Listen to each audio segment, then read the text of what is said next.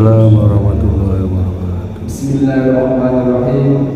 Alhamdulillah tabaraka wa ta'ala wa musalliyan wa musalliman ala Rasulillah sallallahu alaihi wasallam. Rabbi shrah li sadri wa yassir li amri wahlul 'uqdatam min lisani yafqahu qawli. Amma ba'd. Hadratal karamin, para jamaah salat subuh, Bapak Ibu yang dimuliakan Allah Subhanahu wa taala, sebelum kita memulai mengkaji hadis yang ke-16, mari kita bersama-sama membaca doa majelis. Mudah-mudahan pertemuan di pagi hari ini, taklim di pagi hari ini, Allah Subhanahu wa taala senantiasa memberikan berkahan, keistiqomahan kepada kita semua. Amin. Bismillahirrahmanirrahim. Bismillahirrahmanirrahim. Allahumma inni a'udzubika an adilla aw udalla aw azilla aw uzalla aw aqima aw ulama aw ajhala aw yujhala alayya. Rabbi zidni ilma wa wasi'li fi rizqi wa barik li fima razaqtani waj'alni mahbuban fi qulubi ibadik wa azizan fi qulubihim waj'alni wajihan fi dunya wal akhirah minal muqarrabin ya katsiran nawas ya hasanal fi'al ya qaiman bila zawal ya mubdian bila mitan falakal hamdu walakal minnatu walakal syarafu ala kulli hal. Wa sallallahu ala sayyidina Muhammad walhamdulillahi alamin. Mari kita baca bersama-sama hadis yang ke-16. An Abi Hurairah radhiyallahu anhu anna rajulan qala lin nabiyyi sallallahu alaihi wasallam awsini qala la taghdab faraddada miron qala la taghdab. Rawahul Bukhari. Bapak Ibu yang dimuliakan Allah Subhanahu wa taala, hadis yang ke-16 ini cuma satu kalimat saja. Hafalannya sangat mudah sekali. La taghdab. Janganlah kamu marah. Jangan kamu marah. Cuma itu aja. Hadis yang ke-16 diceritakan oleh Imam Abu Hurairah radhiyallahu anhu, anna rajulan, ada seorang sahabat bertanya pada Rasulullah sallallahu alaihi wasallam, ausini. Sahabat itu ada yang mengatakan bernama Abu Darda. Ada seorang laki-laki bertanya pada Rasulullah. Dalam syarahnya, seorang laki-laki itu ada yang mengatakan beliau bernama Abu Darda. Ada juga yang bernama Sufyan bin Abdullah At-Taqafi. Ada juga yang mengatakan sahabat itu adalah Abdullah bin Umar. Ausini, beliau meminta wasiat kepada Rasulullah. Ausini duluni ala ma yanfa'uni dinan wa dunyan wa yuqarribuni Allah azza wa jalla. Ya, artinya, ya Rasulullah, tunjukkanlah kepada kami terhadap amalan-amalan yang bermanfaat kepada kami baik dalam urusan agama, dinan, urusan agama, wa dunyan, dan urusan dunia, dan amalan yang bisa mendekatkan aku pada Allah Subhanahu wa Ta'ala. Amalan yang bisa menunjukkan aku, membawa ke aku ke surganya Allah Subhanahu wa Ta'ala. Kemudian Rasulullah menjawab, la taghdab, satu kalimat saja, jangan kamu marah. Pesan Rasul ada sahabat itu adalah la taghdab, janganlah kamu marah.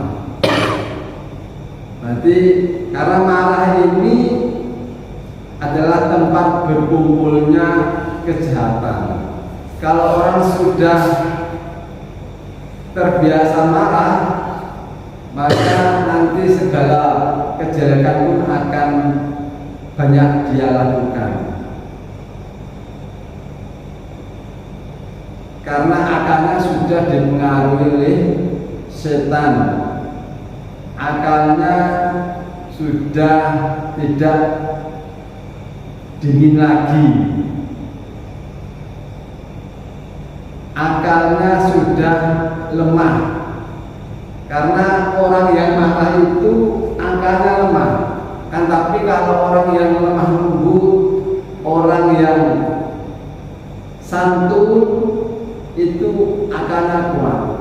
Contohnya kalau dalam TV forum perdebatan, kalau seseorang itu sudah terbawa amarahnya, tidak bisa mengontrol perkataannya, mudah terbawa suasana marah, maka dia mudah dijatuhkan oleh lawan debatnya, karena dia akalnya sudah lemah, akalnya sudah tidak normal lagi, sudah dikuasai hawa nafsunya, tidak bisa mengontrol cara berpikirnya.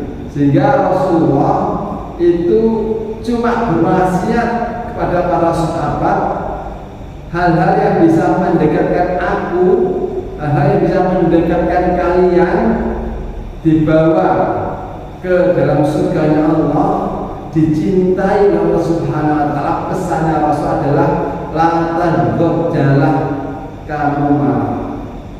Jadi yang berlawanan dengan marah, berarti Rasulullah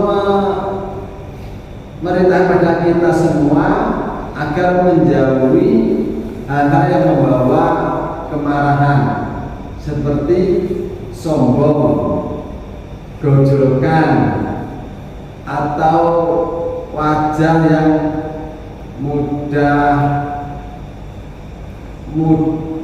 atau wajah yang selalu cemberut, sinis. Itu adalah anak buah godok, anak buah marah.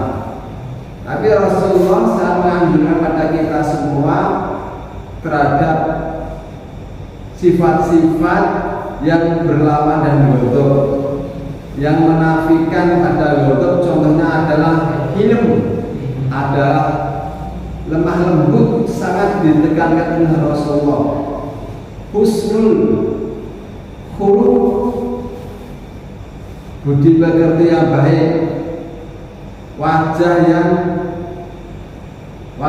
yang berseri-seri, sangat dianjurkan oleh Rasulullah.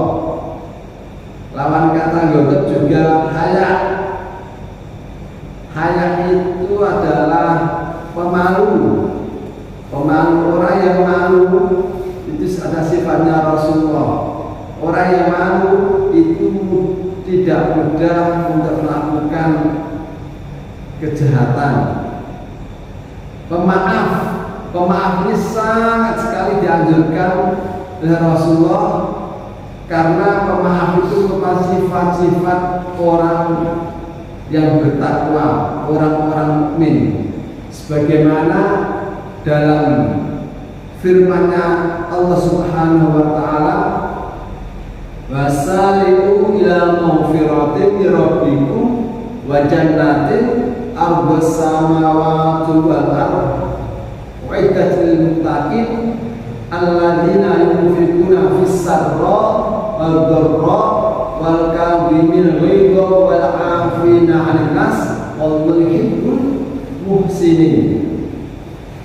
Ciri-ciri orang yang bertakwa, wasari'u ila maghfirah, dan bersegera kalian menuju ampunan Tuhan kalian, wa jannatil ardhis samawati wal ardh, yang luasnya surga itu seluas langit dan bumi. Ketika seorang sudah mendapatkan ampunan, sudah bertaubat pada Allah Subhanahu wa taala, maka jaminannya dia akan mendapatkan surga.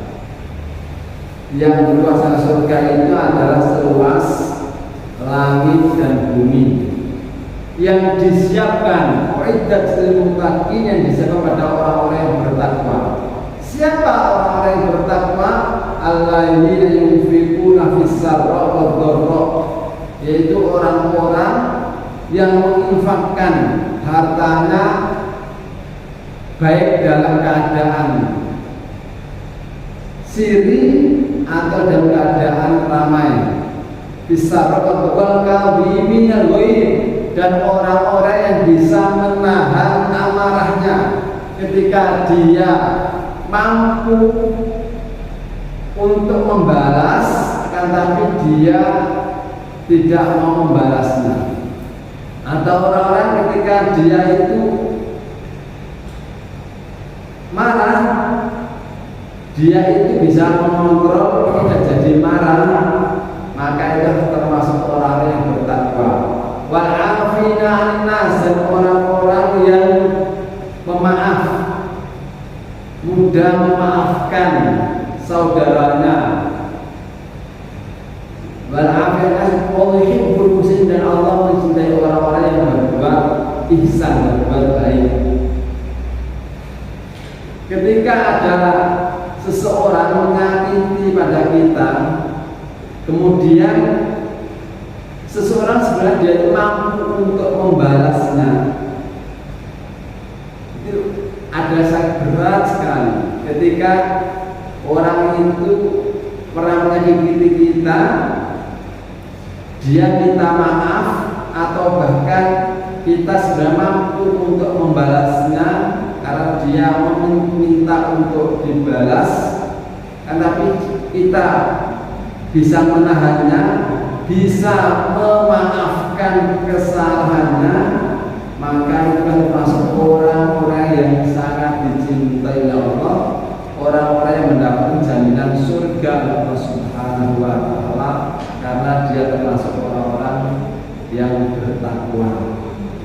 Sebagaimana dalam hadis Rasulullah, ketika seseorang mampu untuk menahan amarahnya, man kadhoma ghaidha wa yastati'u ayunfidahu da'allahu yawmal qiyamah ala ru'usil khala'iq hatta yukhayyiruhu fi ayyuhu sya'a. Man kadhoma ghaidha, barang siapa yang bisa menahan amarahnya, wastati ayunfidahu, kemudian dia itu sebenarnya mampu untuk membalas orang yang berbuat kesalahan, orang yang menyakiti dia, kan tapi dia itu menahan amarahnya, bahkan memaafkannya, da'allahu yawmal qiyamah, maka nanti di hari kiamat Allah akan memanggil dia ru'usil khala'iq di depan pemimpin-pemimpinnya, makhluknya Allah. Si fulan, besok para manusia dikumpulkan dan para pemimpin-pemimpin manusia dikumpulkan, kemudian Allah memanggil salah seorang dari hambanya yang bertakwa, Allah menunjukkan, wahai manusia, wahai hamba-hambaku, inilah salah seorang dari hambaku yang aku cintai. Kemudian para manusia hamba-hamba Allah tadi bertanya pada Allah, wahai Allah, mengapa hamba ini termasuk hamba yang Allah cintai? Karena jawab Allah, karena hambaku ini ada orang-orang yang bisa menahan amarahnya ketika dia mampu untuk membalasnya. Hamba ini termasuk hamba-hambaku yang pemaaf, makanya dia ini menjadi kekasihku hatta yukhayyirahu fi airiku sah, sehingga kelak akhirat nanti dia diperbolehkan memilih bidadari yang dia pilih. Disuruh minta bidadari yang mana, beliau ini, orang ini sesukanya bisa memilih sesuai apa yang dia inginkan. Pahalanya orang-orang yang bisa menahan amarahnya. Sangat sulit ketika kita mampu untuk membalasnya, akan tapi kita bisa menahan tidak membalasnya, itu ada satu perbuatan yang sangat berat sekali. Kita lanjutkan lagi. Faraddada miraron. Kemudian sahabat tadi meminta wasiat lagi berkali-kali oleh Rasulullah SAW. Kemudian Rasulullah menjawab lagi, la tango, jangan kamu marah. Satu permintaan berkali-kali, tapi jawabannya Rasulullah cuma satu kalimat yang diulang-ulang. Apa? Cuma wasiatnya Rasulullah adalah la tango, jangan kamu marah. Sahabat bertanya lagi, ya Allah, ya Rasulullah, tunjukkanlah aku jalan yang bisa membawa kebaikan. Dijawab lagi oleh Rasul, la tanghab, jangan kamu marah. Cuma itu aja, jangan kamu marah. Itu kunci seseorang agar dia bisa melakukan banyak kebaikan. Kuncinya adalah jangan mudah marah. Maka kalau seseorang gampang marahan, maka dia itu mudah melakukan kejelekan. Akan tapi kalau seseorang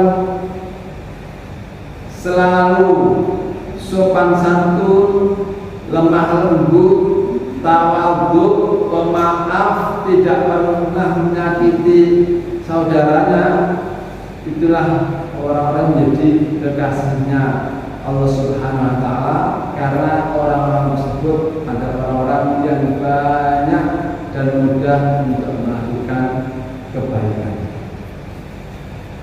Baik, Bapak Ibu, hafidhakumullah.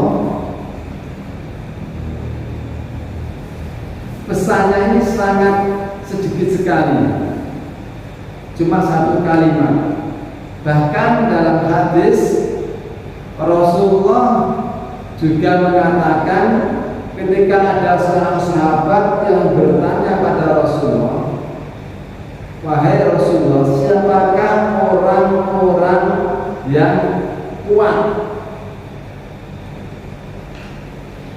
Perkiraan para sahabat, orang yang kuat itu ada orang yang badannya kekar, orang yang tahan banting, orang yang kuat berbulan, pintar berkarate. Akan tadi apa jawaban Rasulullah ketika ditanya seperti itu adalah laisa syadid bisur'ah, Orang yang kuat itu adalah bukanlah orang yang pandai bergulat, orang yang pandai berkarate, orang yang pandai menjatuhkan lawan itu bukanlah orang yang kuat. Kata Rasul seperti itu. Innamas syadid alladzi yamliku nafsahu indal ghadab. Akan tapi orang yang kuat adalah orang yang bisa menguasai dirinya ketika dia itu marah, bisa menetralisir kemarahannya ketika dia itu marah, ketika dia itu terbawa emosi, dia bisa mengontrol jiwanya. Itulah orang-orang yang kuat, kata Rasulullah SAW. Seterusnya juga Rasul memberikan tip kepada para sahabat untuk mengendalikan amarah. Ketika kita sudah terbawa amarah, bagaimana caranya kita bisa mengendalikan amarah kita?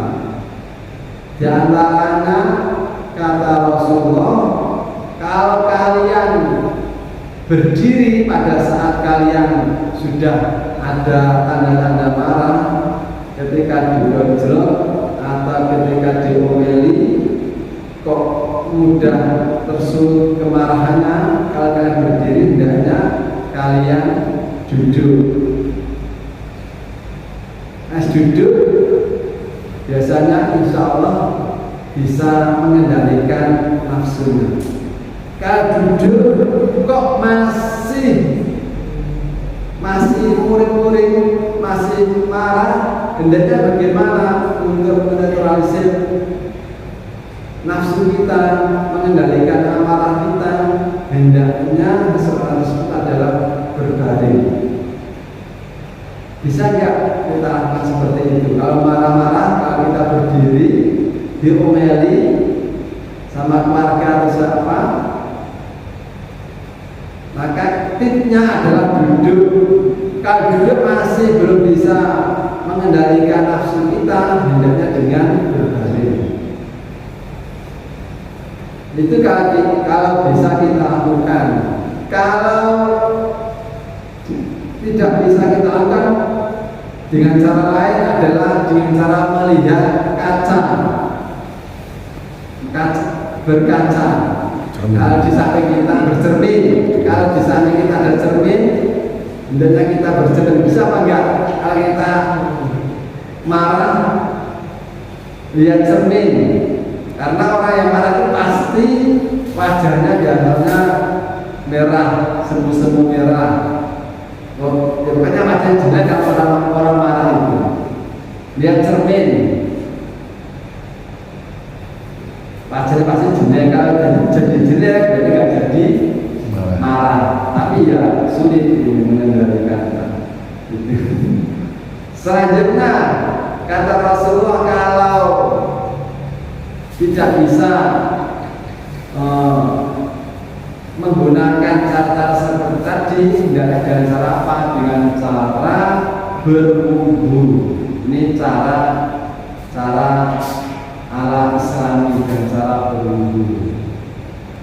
Karena apa? Karena marah itu kan dirasuki oleh setan, dimasuki oleh setan.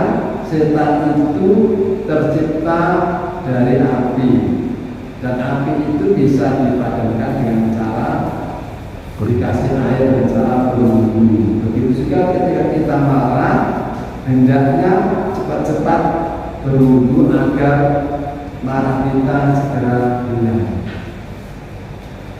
Baik Bapak Ibu hafidzakumullah, itulah sedikit hadis yang ke-16. Mudah-mudahan kita semua bisa mengamalkan hadis yang sangat simpel ini, sangat pendek, karena ya hafalannya mudah. Yang kedua, kalau kita bisa mengamalkan, insya Allah akan menjadi hamba-hambanya Allah yang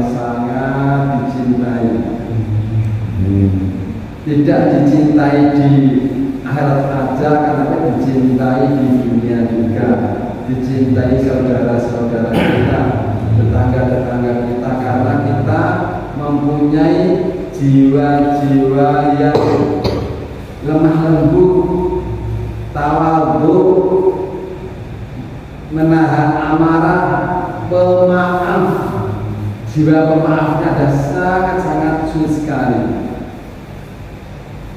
Karena terkadang maaf itu bisa terucapkan, terkadang seorang itu tidak tulus dalam meminta maaf. Orang yang tidak tulus dalam meminta maaf itu biasanya kelihatan. Yang kedua, karena dia itu terpaksa. Seperti dalam acara TV ada pengajian minta maaf. Ini tidak tulus, ini maafnya tidak tulus, sehingga ya gelap untuk diringankan hukumannya. Mudah-mudahan kita semua selalu dijaga Allah Subhanahu wa Ta'ala, bisa memperbanyak amal-amal soleh, sehingga kita bisa menemukan kebaikan dan dicintai oleh Allah, dicintai Rasulullah SAW. Bapak Ibu yang dimuliakan Allah Subhanahu wa Ta'ala, selanjutnya mari kita akhiri dengan doa kafaratul majlis. Mudah-mudahan kita bisa istiqomah dalam melakukan kebaikan. Subhanakallahumma wa bihamdik, asyhadu an la ilaha illa anta, astaghfiruka wa atubu ilaik. Wa sallallahu ala sayyidina Muhammad walhamdulillahirabbil alamin.